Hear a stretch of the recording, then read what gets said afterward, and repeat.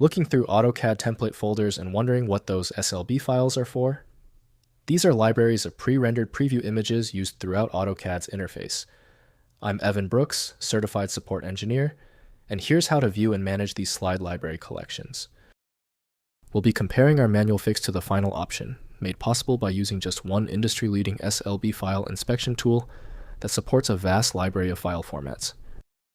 SLB files are slide library files used by AutoCAD containing collections of compiled SLD slide images. These libraries store pre-rendered vector preview images used for icon menus, image tile menus, block previews, and hatch pattern previews within the AutoCAD design environment. SLB files are slide library files used by AutoCAD containing collections of compiled SLD slide images.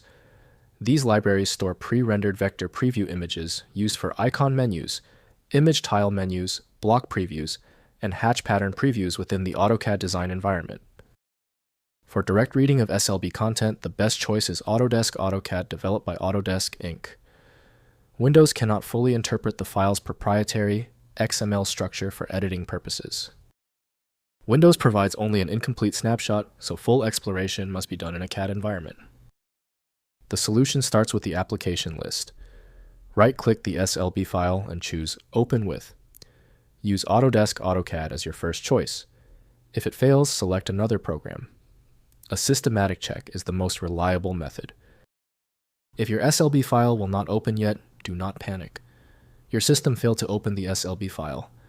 We need to bypass the failure by running these 3 crucial diagnostic steps right now. First, view slides in AutoCAD. Open AutoCAD and use the vslide command to display individual slides. For SLB library files, reference slides using the syntax library name, slide name, in the vslide command. The slide renders in the current viewport showing the captured drawing preview as a static vector image. Next, extract individual slides. Use third-party tools such as SLB Viewer or the Slide Manager utility to browse the contents of an SLB library file. These tools list all slides contained within the library and allow you to view and extract individual SLD files for separate use or editing. Finally, create and modify libraries.